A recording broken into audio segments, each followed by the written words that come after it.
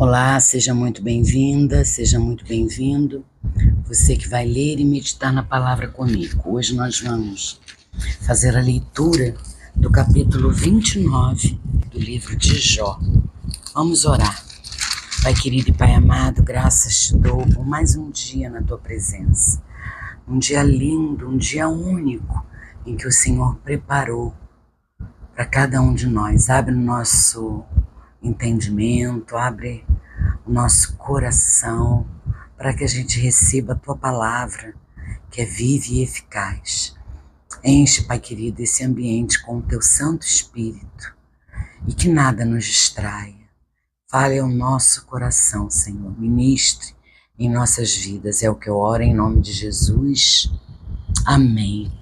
Diz assim a palavra de Deus. Jó continuou em sua fala dizendo: quem me dera ser como fui nos meses passados, como nos dias em que Deus cuidava de mim, quando Deus fazia resplandecer a sua lâmpada sobre a minha cabeça, quando eu, guiado por sua luz, caminhava na escuridão. Quem me dera ser como fui nos dias do meu vigor, quando a amizade de Deus estava sobre a minha tenda, quando o Todo-Poderoso ainda estava comigo e os meus filhos estavam ao meu redor, quando eu lavava os meus pés em leite e da rocha me corriam rios de azeite, quando eu me dirigia até o portão da cidade e mandava preparar o meu assento na praça, os moços me viam e se retiravam, e os idosos se lamentavam e ficavam de pé. Se levantavam, desculpe, irmãos, e os idosos se levantavam e ficavam de pé. Os príncipes reprimiam as suas palavras e punham a mão sobre a boca. A voz dos nobres emudecia e a língua deles se apegava ao céu da boca.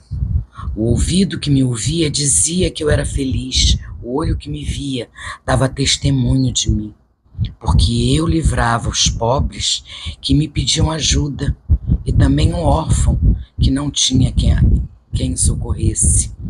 A bênção do que estava prestes a perecer vinha sobre mim, e eu fazia o coração da viúva cantar de alegria. Eu me cobria de retidão, e ela me servia de roupa. A minha justiça era como um manto e um turbante. Eu era os olhos do cego e os pés do aleijado. Era a pai dos necessitados, e até as causas dos desconhecidos eu examinava. Eu quebrava os queixos dos iníquos e arrancava as vítimas dos dentes deles. Eu dizia: vou morrer no meu ninho e multiplicarei os meus dias como areia. As minhas raízes se estenderão até as águas e o orvalho ficará durante a noite sobre os meus ramos. A minha honra se renovará em mim e o meu arco se reforçará na minha mão. Os que me ouviam esperavam o meu conselho e guardavam o silêncio para ouvi-lo. Depois que eu falava, não diziam nada. As minhas palavras caíam sobre eles como orvalho. Esperavam-me como se espera a chuva. Abriam a boca como para absorver a chuva fora de época. Quando eu sorria para eles, nem acreditavam, e à luz do meu rosto eles me desprezavam. Eu escolhia o caminho para eles, assentava-me como chefe e vivia como rei entre as suas tropas. Eu era como quem consola os que pranteiam. Aleluia, né? Glória a Deus por esse capítulo tão precioso, por tanto ensinamento que eu tirei desse capítulo, irmãos. Em sua sincera confissão, Jó trouxe à lembrança os dias de sua prosperidade. Nesse capítulo, Jó sentiu-se como um alvo da inimizade de Deus.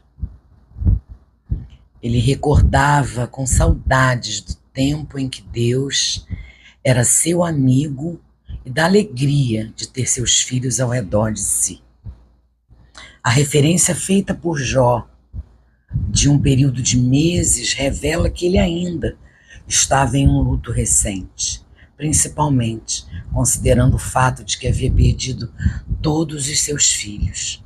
Em mencioná-los, ele acrescentava aos seus discursos a dor irreparável da perda. Lendo a Bíblia, lendo a palavra, meditando nela, eu vejo que, como diz lá em Gênesis 6:9, o primeiro homem das Escrituras que foi chamado de justo foi Noé, conforme a palavra do Senhor, que diz assim: Noé era homem justo e íntegro entre os seus contemporâneos. Noé andava com Deus. Olha o que diz no verso 9 de Gênesis, do capítulo 6 de Gênesis. Olha o que diz: Noé era homem justo e íntegro entre os seus contemporâneos. Noé andava com Deus. Está na palavra. Mas quem afirmou isto não foi Noé. Quem afirmou isto foi o próprio Deus, foi o Senhor. Enquanto as virtudes de Jó foram ditas e confirmadas por Deus, e não por ele mesmo, não havia o perigo de cair no erro da justiça própria. Entende, irmãos? Jó estava fazendo justiça a ele mesmo, mas enquanto ele não agia dessa forma, tudo era confirmado por Deus. As virtudes de Jó, quando elas foram ditas e confirmadas por Deus e não por ele, não havia perigo de cair no erro da justiça própria. Suas obras, elas testificavam de que a sua vida era relevante para a sua família e para a comunidade. Jó relatou uma série de ações sociais onde atendia às necessidades materiais, espirituais e emocionais das pessoas, e até as causas dos desconhecidos ele examinava. Através de suas palavras de sabedoria, de sua boa vontade em ajudar os seus e de seus recursos, Jó foi um dos maiores, se não o maior, filântropo do Antigo Oriente. Mas uma coisa faltava em Jó: um conhecimento que lhe abriria os olhos para contemplar a salvação, a justiça que provém da fé. Está escrito que não há justo nenhum sequer, lá em Romanos, capítulo 3, verso 10. Como, pois, explicar o fato, então, de que alguns personagens da Bíblia foram denominados de justos? A questão, meu irmão, é que ninguém pode ser chamado de justo por mérito próprio, mas confiado nos méritos do único que é justo, Jesus Cristo. E isso está lá na palavra também. 1 João, capítulo 2, versículo 1. Visto que ninguém será justificado diante dele por obras da lei. Está lá em Romanos, capítulo 3, versículo 20. Mas justificado, pois mediante a fé temos paz com Deus por meio do nosso Senhor Jesus Cristo. Também está escrito em Romanos 5, verso 1. Todas as virtudes que o homem possa ter, meu irmão e minha irmã, são adquiridos. Mas o amor, a alegria, a mansidão, a fidelidade e qualquer tipo de bondade não provém de nós. é dom de Deus. Jó não havia perdido a amizade de Deus, nem tampouco sua terrível condição o havia privado da privilegiada companhia do Senhor do Universo. O Deus que estava ao lado dele, sustentando-lhe a vida, era o mesmo que um dia caminharia pelas trevas deste mundo e andaria lado a lado com os publicanos e pecadores. Está lá no livro de Lucas, capítulo 15, versículo 1, quer dizer, o Antigo Testamento já começa, já fala de tudo que iria acontecer no Novo Testamento. Olha como a palavra de Deus é maravilhosa, como ela nos ensina, como a gente aprende que a Bíblia é toda interligada e que nada ali é acrescentado, tudo ali é dito com a permissão do Senhor, tudo ali é dito e nada pode ser mudado. Então aqui eu entendo que enquanto Jó entendia que ele podia fazer justiça a ele mesmo, ele ainda não entendia o que é verdadeiramente ser justo. Um homem justo, um homem ser justo, um homem não pode ser chamado de justo por mérito próprio, meu irmão e minha irmã. A gente só pode ser chamado de justo confiando nos méritos do único que é justo, Jesus Cristo. Como é maravilhosa a palavra de Deus. Eu fico profundamente impactada quando eu leio coisas que falam ao meu coração, sabe? Porque a Bíblia toda, ela fala com você. Deus fala com você em algum momento. E esse versículo salta aos meus olhos, sabe?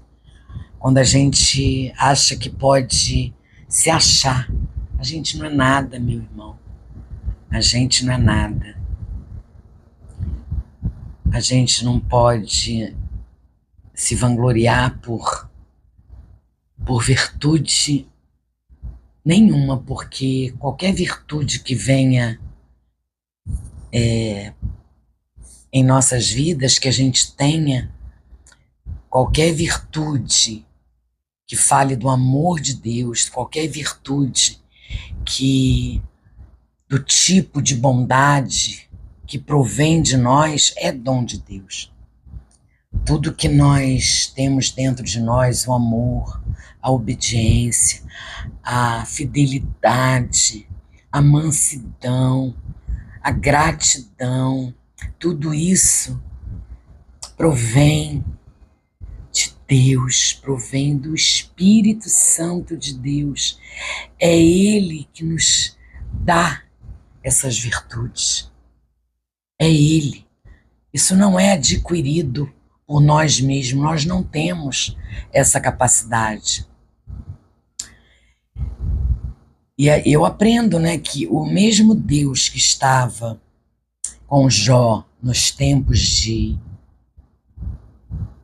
de grandes coisas que Jó fazia, da fartura que ele vivia, da vida com os filhos, da ajuda que ele dava aos irmãos, do mesmo jeito que Deus estava ao lado de Jó, sustentando a sua vida, era o mesmo que um dia caminhava pelas trevas deste mundo e andaria ao lado com publicanos e pecadores. Olha como é maravilhosa a palavra. Deus se esvaziou de si mesmo, veio a esse mundo como homem, se despiu de toda a sua glória para andar no meio dos pecadores, no meio de nós, para andar no meio, ao lado dos publicanos. Olha isso, é o mesmo Deus que estava lá com Jó, na sua infinita bondade, na sua infinita graça, porque Deus derramava sobre Jó a sua maravilhosa bênção. Deus abençoava Jó em todos os momentos, mas quando Jó achava que ele se achava um homem justo, pelos seus feitos, Deus retirou a mão. É isso que eu entendo. E é isso que ele faz com a gente.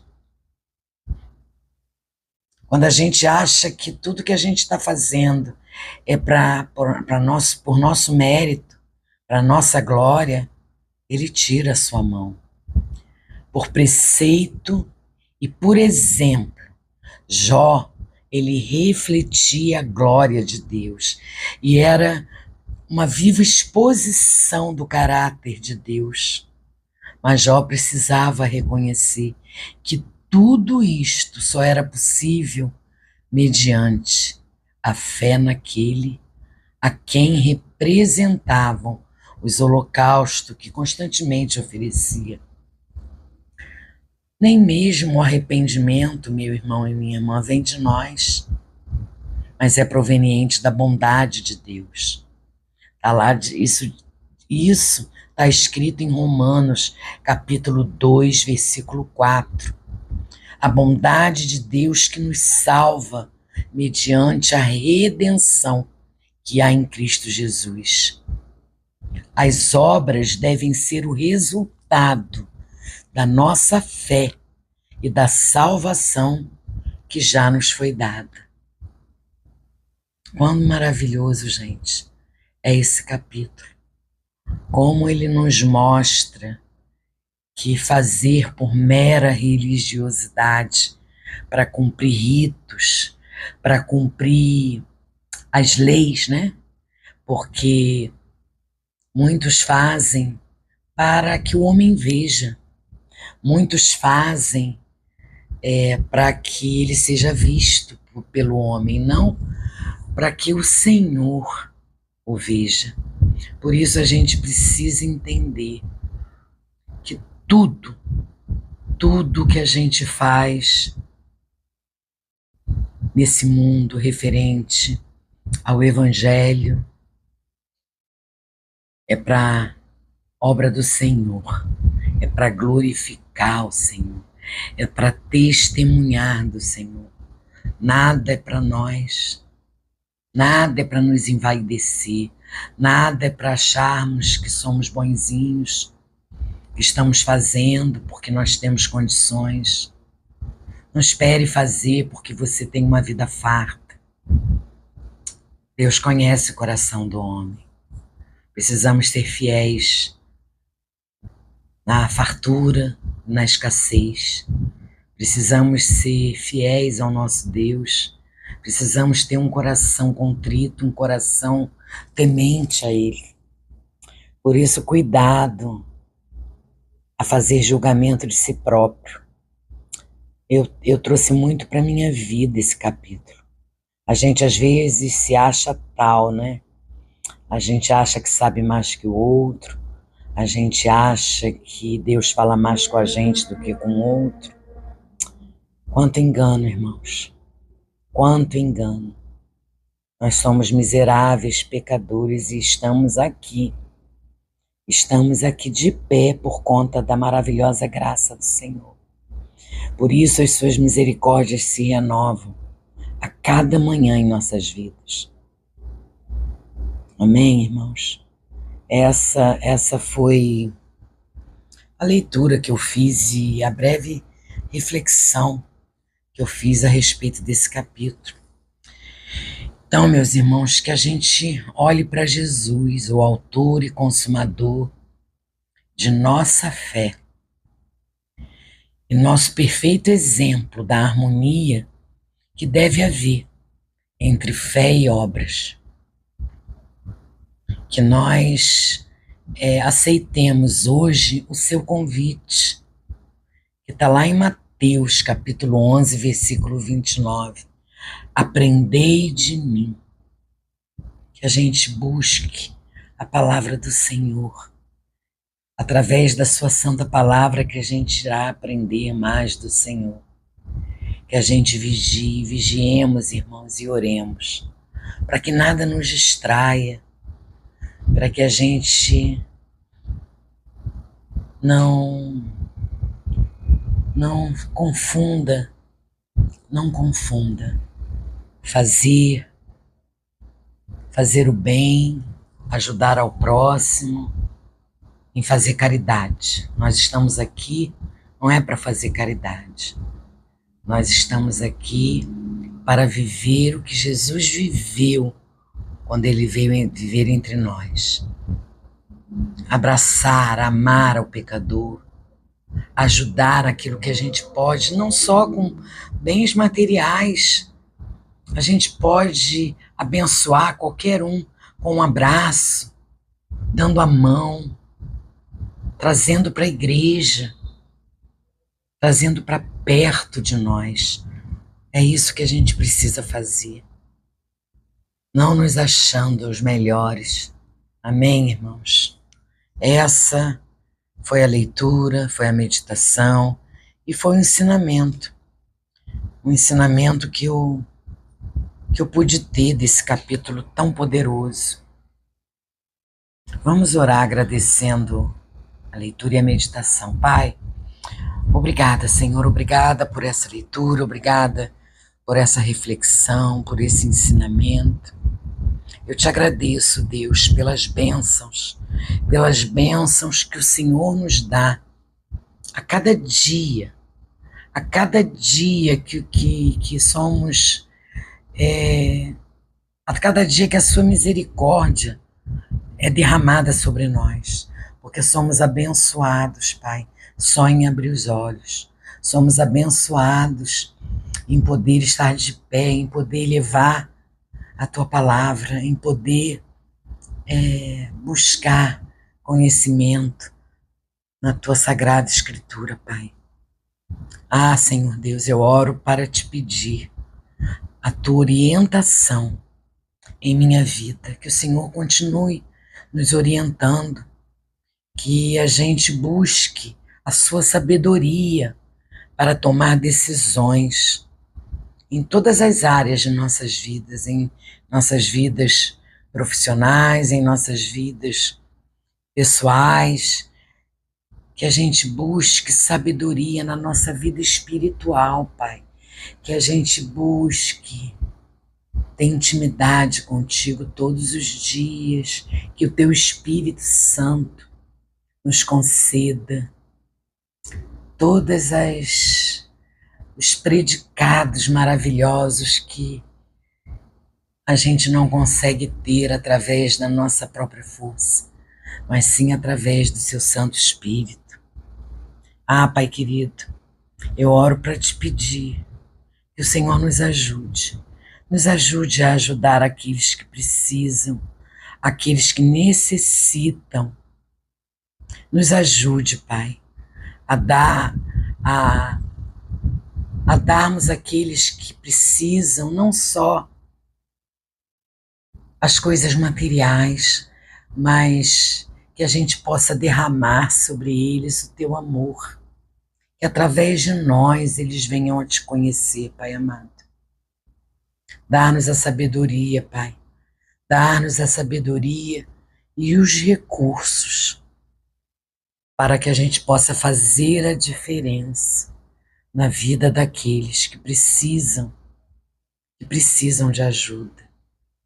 Não só de ajuda material, mas de ajuda em uma palavra, de um abraço. Coloca no nosso caminho, Pai, pessoas que precisam de um abraço nosso. Que a gente seja a prova viva do teu amor. Essa é a oração que eu faço, querido Deus, em nome de Jesus. Amém. Amém, irmãos.